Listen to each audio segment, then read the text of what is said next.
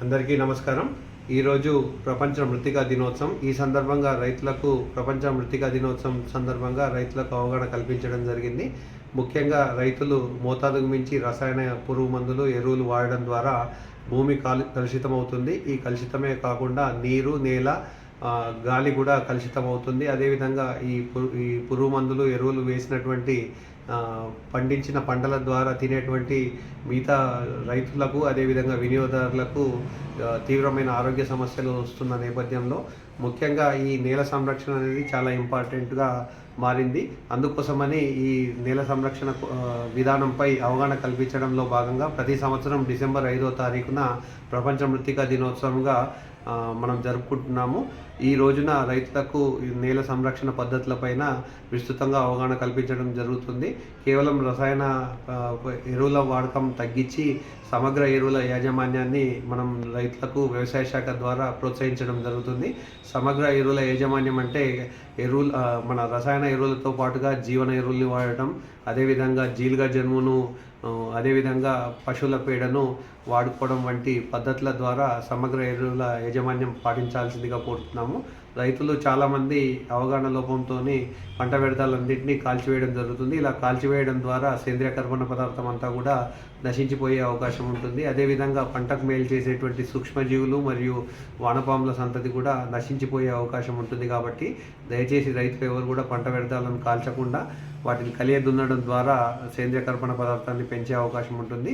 సేంద్రియ కర్బన పదార్థం పెరిగినప్పుడు నీటిని నిలుపుకునే శక్తి పెరుగుతుంది. అదేవిధంగా పంటకు మేలు చేసేటువంటి సూక్ష్మజీవులు మరియు వానపాముల సంతతి పెరిగి రైతుల యొక్క పెట్టుబడి ఖర్చులు తగ్గి పంటల దిగుబడి పెరిగి ఆదాయం పెరిగే అవకాశం ఉంటుంది. కాబట్టి నేల సంరక్షణ పద్ధతులపై విస్తృతంగా వ్యవసాయ శాఖ ద్వారా ఎప్పటికప్పుడు మనం రైతులకు అవగాహన కల్పించడం జరుగుతుంది.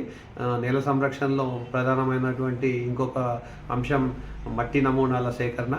తప్పనిసరిగా ప్రతి సంవత్సరం కానీ 2 నుంచి 3 సంవత్సరాలకు ఒకసారి కానీ తప్పనిసరిగా రైతులు మట్టి పరీక్ష చేసుకొని ఆ మట్టి పరీక్ష ఫలితాల ఆధారంగా వచ్చినటువంటి ఫలితాల ఆధారంగానే ఎరువుల వాడకం చేపట్టాలి. ఈ విధంగా చేపట్టడం ద్వారా రైతులకు పెట్టుబడి ఖర్చు తగ్గే అవకాశం ఉంటుంది.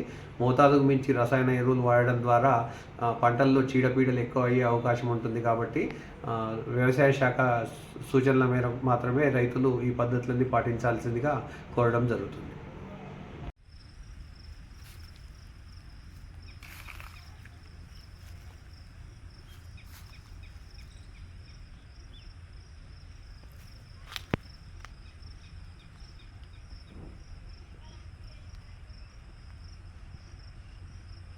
చేయాలంటే తీస్తారు.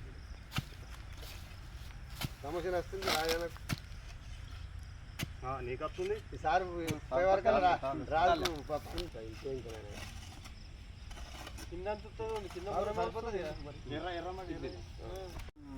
ప్రపంచ మృత్తికా దినోత్సవంగా ప్రకటించడమైంది.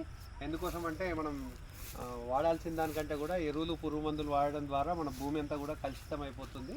దాని ద్వారా ఏంటంటే రాబో తరాల్లో మనకు ఈ నేల ఆరోగ్యం అనేది పాడైపోయే అవకాశం ఉంది. దాని ద్వారా రైతులకు పంట దిగుబడి తగ్గే అవకాశం ఉంది. అందుకోసం డిసెంబర్ 5 నాడు ప్రత్యేకంగా ప్రపంచ మృత్తికా దినోత్సవం సందర్భంగా రైతులకు నేల సంరక్షణ మరియు వాటి విధానాల గురించి అవగాహన కల్పించడంలో భాగంగా ఈరోజు రామాయంపేట మండలం మరియు గ్రామంలో ప్రపంచ మృత్తికా దినోత్సవంపై అవగాహన కల్పించడం జరిగింది. ముఖ్యంగా నేల సంరక్షణ పద్ధతులు అంటే తక్కువ ఎరువుల్ని వాడటంతో పాటుగా జీవన ఎరువులు, అదేవిధంగా జీలుగా జనుము వంటి పచ్చిరొట్టె ఎరువులను వేసి కలియదున్నడం ద్వారా సేంద్రియ కర్బన పదార్థాన్ని పెంచేందుకు రైతులకు అవగాహన కల్పించడం జరుగుతుంది. ముఖ్యంగా విచక్షణ రహితంగా రసాయన పురుగు మందులు, అదేవిధంగా ఎరువులు వాడకం వల్ల పంటకు మేలు చేసేటువంటి సూక్ష్మజీవులన్నీ కూడా పాడైపోయి, అదేవిధంగా వానపాములు కూడా వాటి సంతతి నశించిపోవడం వల్ల రైతులకు గణనీయంగా దిగుబడులు తగ్గుతున్నాయి, పెట్టుబడి ఖర్చులు పెరుగుతున్నాయి. కాబట్టి ఎక్స్క్లూజివ్గా ఒక 5వ తారీఖు రోజు రైతులకు ఈ నేల సంరక్షణ పైన అవగాహన కల్పించడంలో భాగంగా ఈరోజు అవగాహన కార్యక్రమం నిర్వహించడం జరిగింది. అదేవిధంగా నేలను రక్షించడానికి మరొకమైన మార్గం ఏంటంటే పంట వ్యర్థాలను కాల్చకుండా కలియదున్నాలే.